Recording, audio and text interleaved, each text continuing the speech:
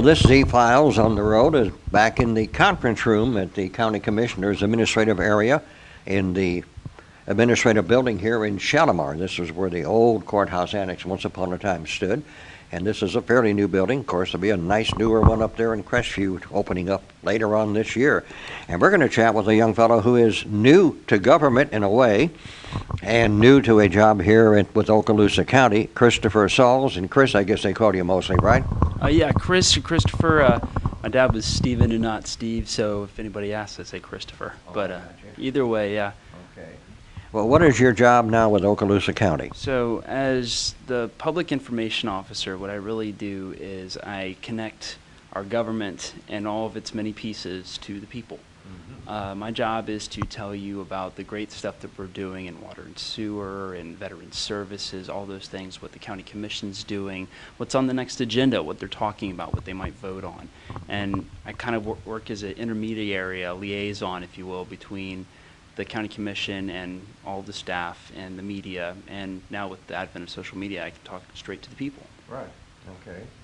So what made you decide you wanted to do this kind of a job from being over at Channel 3 television? Well, I've always loved local government. I've always thought it was very interesting, just the way things get done. Local government is the government that's closest to the people. It has the most impact on your daily life. And a lot of people don't realize that. And so I'm excited about telling the story of our local government and what it's doing for the people here in Okaloosa County. Okay. And of course, this August we have elections coming up, and it's statewide with every county will have some members of their county commissions and other government school boards on the ballot. And statewide, of course, we've got quite a few statewide races, so there should be a pretty good turnout. It's usually pretty hard to get voters to turn out for city elections, especially, I've noticed around here, because they do those in March, and so they're not tied in with big August primary, so they don't get lost in the field of all the names and things. And then November is going to be a pretty big one this year with a lot of constitutional amendments that the voters will have to approve, that the Constitution Commission that meets one every 20 years, and this was one of those years, and so they're going to have a lot of choices for people to vote. So we'll see where it all goes, of course. Tell us about you. Where are you from? Where did you start out? Where did you go to grade school, high school, and college? All right, so I moved around a whole lot. I was born in Dallas, Texas, across the street, actually, not from... My parents lived across the street from where I eventually went to college, but I was born in Dallas, and then when I was 2, my parents moved us to Austin, where my dad's from. Okay. And then after that, about 11 or 12, my dad, we all moved up to Little Rock, and then from Little Rock to Atlanta, and then I went back to college. I went to college, and my parents moved to Houston, and then I moved to Odessa for my first job, and then when I moved to Pensacola, my parents moved from Fort Walton Beach. They moved from Houston over to Dallas, so just kind of going everywhere we can. Military connected? No, my dad is an Anglican priest, and so he's in the Lord's Army, and so he moved us around, for different jobs, different, just to answer the call, but it really actually kind of helped me with what I do now. I really kind of resented him for it at the time, moving around and losing all these friends I had just made. But the side effect of it was that I got to, I guess, learn how to make new friends and not be a stranger to anybody. So really, as I look back on it, it was probably one of the most defining experiences of my life, was moving that much. Well, in the broadcasting business, and I think it's kind of like in the preaching career and teaching careers, many times you move to another town to move up. Yes. Because there's only a certain stop where you're at that station, like even in the typical TV station. But folks that have been there and are anchors, unless they get called up to one of the big networks, they're not going to go anywhere for a while. And some people in our area TV stations and radio stations do have long times when they're, quote, the celebrity guys and gals over there. Oh, yeah. Well, the crew over at Channel 3, are really amazing. Bob and Sue, Bob Slarski and Sue Strawn are really kind of titans in our industry, top-notch people, top-notch reporters. And so it was really great to work with them. I learned a lot from Bob and Sue, and from a lot of other people along the way. Dan Shugart, David Gonzalez, Laura Hussey is kind of like a big sister to me. She started out here in local radio at one time, yeah. Exactly. And she, you call Laura Hussey about anything and she'll help you out, no matter what time of day it is. She's awesome. Great. Where did you along the line decide that media or broadcasting was going to be in your desire of a career to go into? Well, when I was a freshman in college, I went in to be a history major. I wanted to be a history professor. And just by happenstance, I went to a basic audiovisual class where we did like the college TV show, the TV news show. Every morning it started, we had to be there at 5 o'clock in the morning, and we put the show together, and we ran it by 7:30.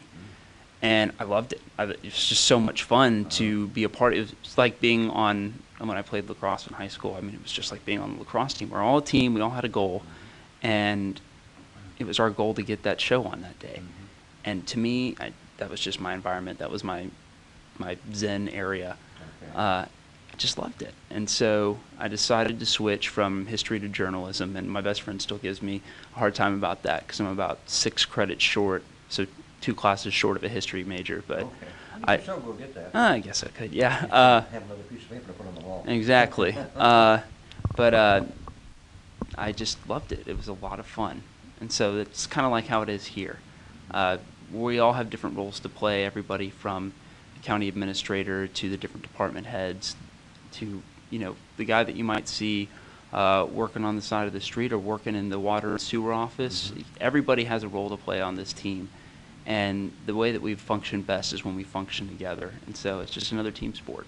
Okay, so from college, where did you go out to? Did you go out directly to a TV station to work? I did. So somewhere for some time? I was a general assignment reporter in Odessa, Texas, at a CBS affiliate for about a year, and then I took a job with Channel 3 as a reporter for the Okaloosa County Bureau, and so that's how I ended up here.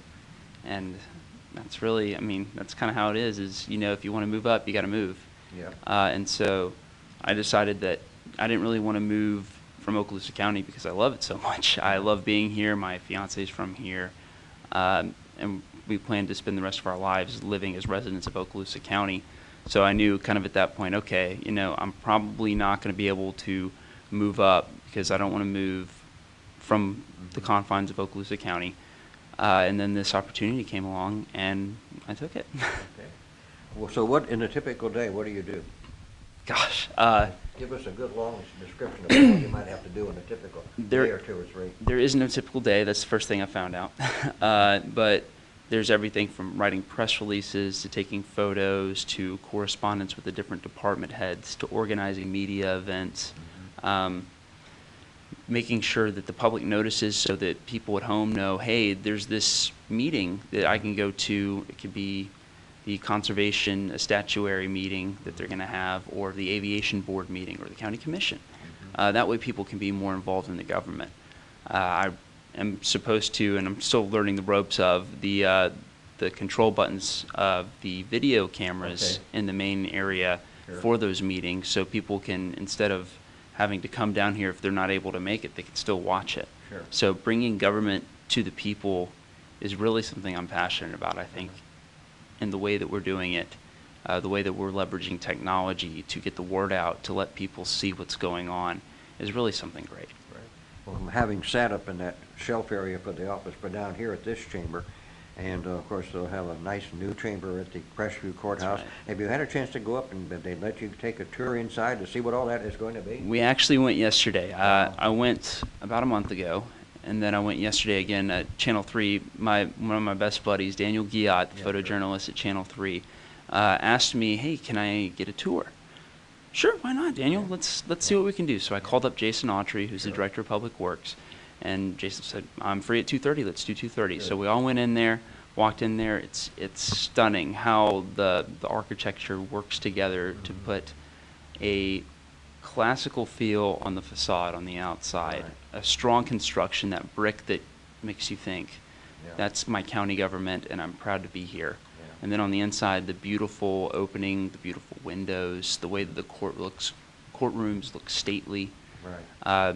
To the mezzanine where you can see out onto Main Street. Walk out there, look up and down the street over the top of the building. Exactly. Very beautiful. Makes you proud to be a resident of Okaloosa County. And so we're really excited. They're looking at moving in around October is what I'm told. Yeah.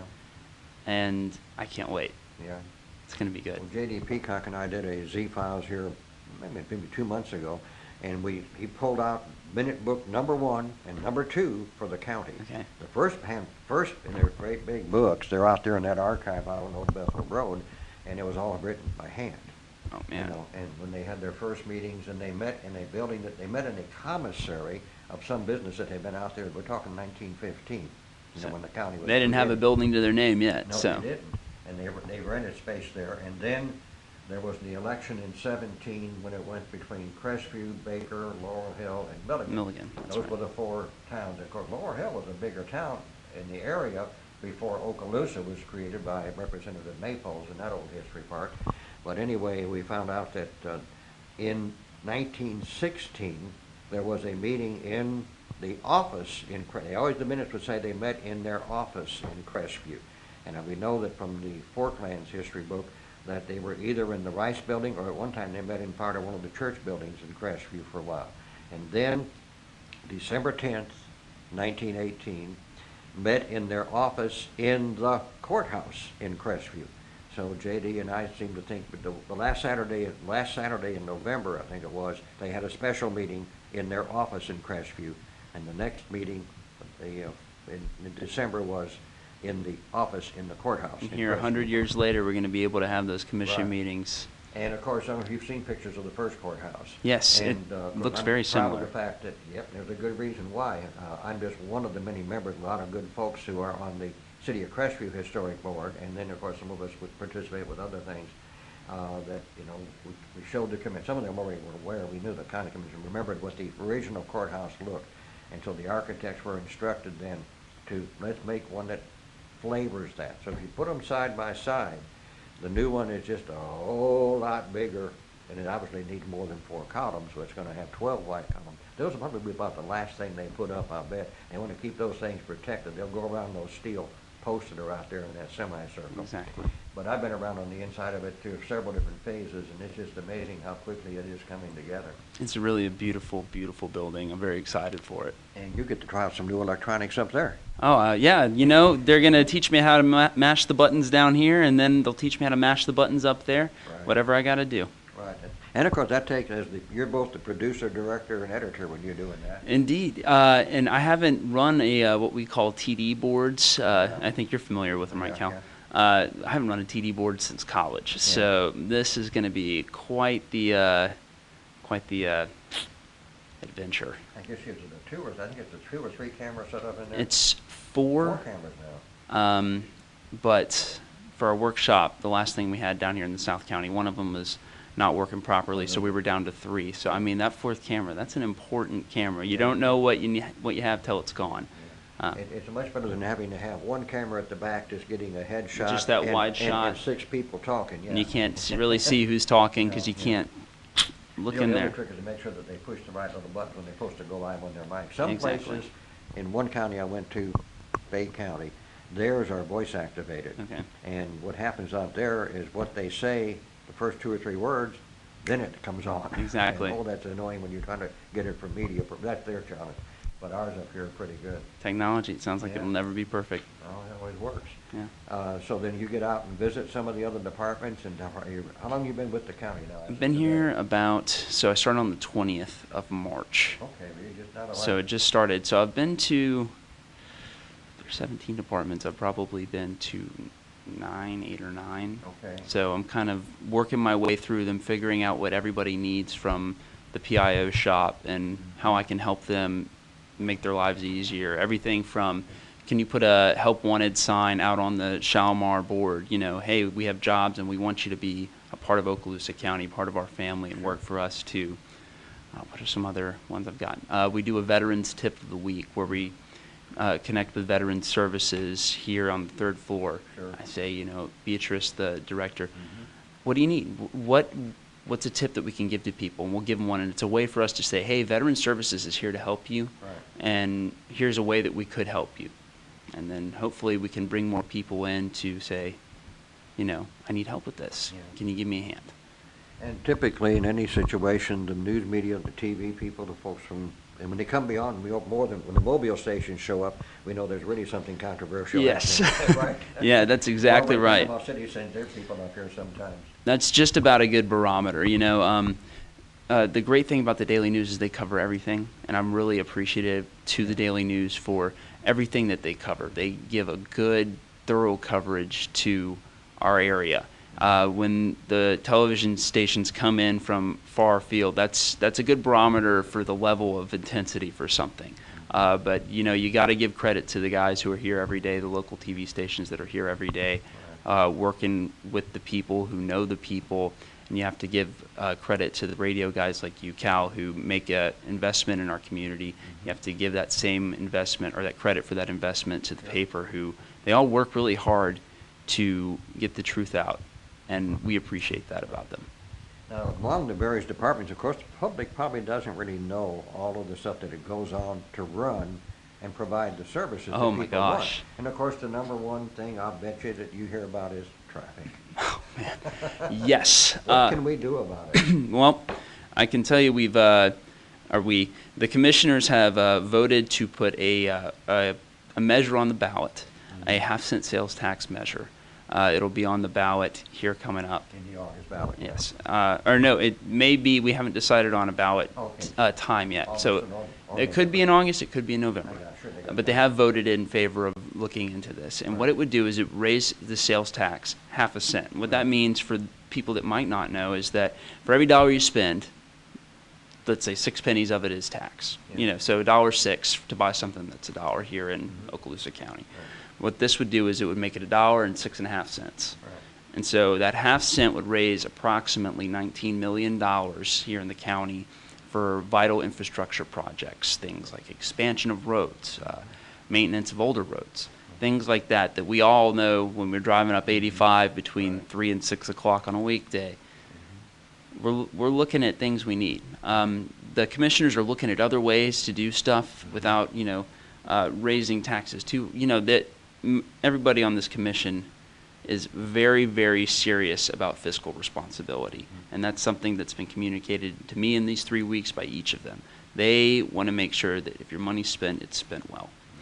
And so they're looking into Triumph money, which is money that came from the after effects of the BP oil spill. That's money that BP gave. They're trying to get money for that for, an expansion up Old Antioch Road. I know they're starting some of that expansion right now. 4 phases of it, I believe. They want to be able to put a reliever route around the city of Crestview. There are plenty of infrastructure goals that this county commission wants to do in order to make people's lives at home easier. And really, that's the idea behind government, right? Is that if we work together, we could do something that all of us could never achieve on our own. And so that's what this county commission is passionate about. But they're also passionate about doing it at a cost that's reasonable and without wasting any of the taxpayers' money. I know that Senator Gaynor announced, along with Mel Ponder, at one of the recent meetings I had covered, that there's going to be some more money per year for several years now. Senator Gaynor happens to be the chairman now of the Senate Transportation Committee. That's pretty handy. It's pretty good.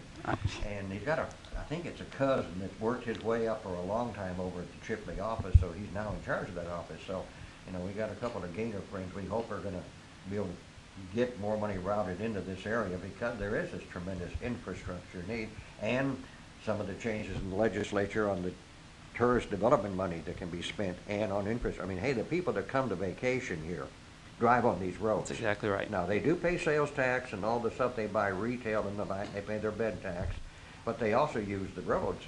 And I've talked to other people who think about it. A friend of mine just was telling me that they had made a trip in one of these new cars that was a hybrid. Okay. And they got 40 miles to the gallon. Wonderful. But guess what? You use that road just as much now as you did when you were getting 20 miles to the gallon. And Commissioner Fountain actually said something about that at the chamber breakfast at Fort Walton Chamber this past Friday. He said that people are buying less gas. And while that, that's great for people at home who, get to save some money on their gas bill, but it's based on pennies per gallon, not pennies per dollar. Exactly. So if you're not paying all that extra gas tax, we gotta find new and creative ways to make sure that while we're still staying fiscally responsible, they are able to pave our roads. And so that's what the commissioners are looking into. That's why they said, okay, we're going to look at this half-cent sales tax and put this on the ballot and put it in front of the people, because the people know what the people want. So That's, why they elected our county commissioners. So. But I'm sure they'll be doing some forums or meetings or informational things between now and whenever the ballot day comes along, and you'll probably have to help coordinate where those meetings will be and who you want to get there. Absolutely. They really want to get out in front of the people and open the doors to them. Commissioner Fountain, Chairman Fountain, because he's the chairman right now. Chairman Fountain has come to me multiple times and said, what we really need to do is get open media days so the media can be in front of us and ask us whatever they need to ask. And really, that's what the county commission meetings are for. You can go to any county commission meeting you want and give a public comment. That's what's great about our republic, is that you can come and you can speak to the people in power and speak your mind. Right. And so I'm hoping that people will utilize that freedom in order to tell the commissioners what they want. Because if you don't tell them what you want, they're never going to know. Right.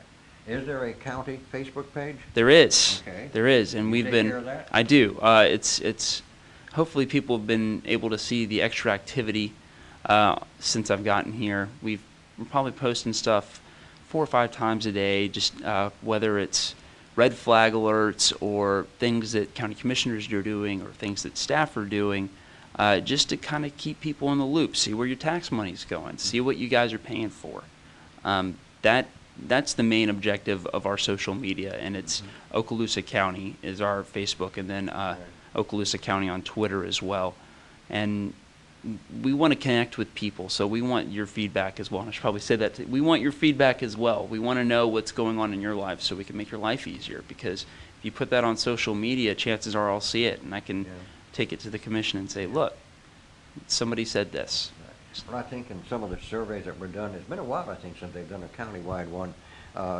Traffic, obviously, recreation, the good things of life, libraries, schools, those are all the important things that people want here and everywhere.